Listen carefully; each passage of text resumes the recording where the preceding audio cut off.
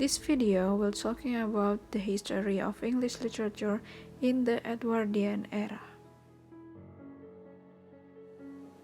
The death of Queen Victoria in January 1901 marked the end of the Victorian era.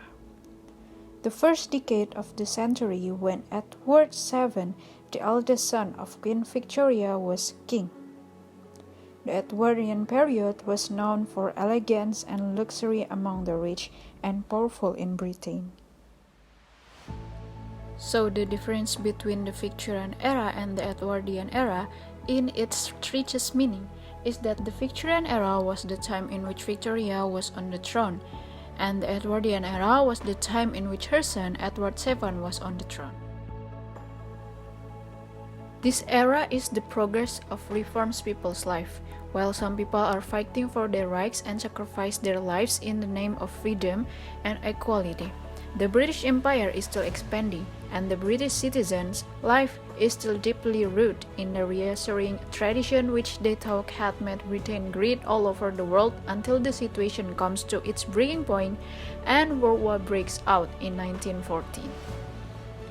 The struggle of women in this era to obtain their right to vote was the part of political, social, and cultural turmoil which characterized the first decade of the 20th century. May Sinclair became an active fighter for women's suffrage in 1908, and her fiction provided a useful vehicle for the expression of contemporary women's private and public aspiration. And the literature of the era focused on fantasy and fiction, such as notable works by J.M. Barrie, Peter Pan, The Jungle Book by Rudyard Kipling, and The Tale of Peter Rabbit by Beatrix Potter. The authors of the time period wrote mostly about the other worlds and mythical creatures.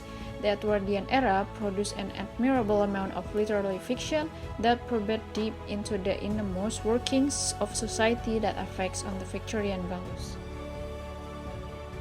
The reflection of this era. Women in Edwardian society were very much regarded as second-class citizens. They had fewer rights than men, were expected to abide by different social rules, and didn't have to vote.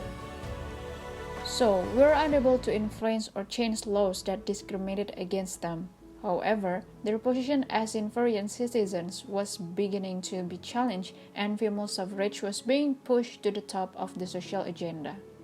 So, from this era, we have the clear idea of how women were treated and expected to behave in Edwardian society and reflect it in our society nowadays, such knowledge to fully understand gender and power.